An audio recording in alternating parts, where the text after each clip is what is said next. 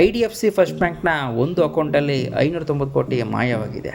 ಮಾಯವಾಗಿರೋದು ಹರಿಯಾಣ ಸರ್ಕಾರದ ದುಡ್ಡು.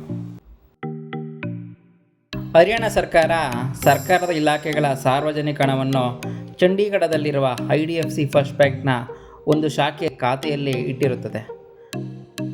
ಕಾರಣ, ಬೇರೆ ಬ್ಯಾಂಕ್ಗಳಿಗಿಂತ ಈ IDFC ಫಸ್ಟ್ ಬ್ಯಾಂಕ್ ಜಾಸ್ತಿ ಬಡ್ಡಿ ನೀಡುತ್ತೆ ಅಂತ.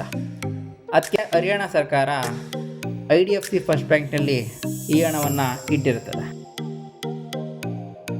1 ವೀಕ್ ಬ್ಯಾಕು ಹರಿಯಾಣ ಸರ್ಕಾರ ಈ ಶಾಖೆಗೆ ಭೇಟಿ ನೀಡಿ ಆ ಖಾತೆಯನ್ನು ಕ್ಲೋಸ್ ಮಾಡಿ ಅದರಲ್ಲಿರುವ ಹಣವನ್ನು ಬೇರೊಂದು ಬ್ಯಾಂಕಿಗೆ ಟ್ರಾನ್ಸ್ಫರ್ ಮಾಡಲು ಅಪ್ಲಿಕೇಶನನ್ನು ನೀಡುತ್ತದೆ. ಆದರೆ ಹರಿಯಾಣ ಸರ್ಕಾರ ಹೇಳ್ತಾ ಇರೋ ಅಮೌಂಟ್ಗೂ ಬ್ಯಾಂಕಲ್ಲಿರೋ ಖಾತೆಯಲ್ಲಿರೋ ಅಮೌಂಟ್ಗೂ ಭಾರಿ ವ್ಯತ್ಯಾಸ ಇದೆ.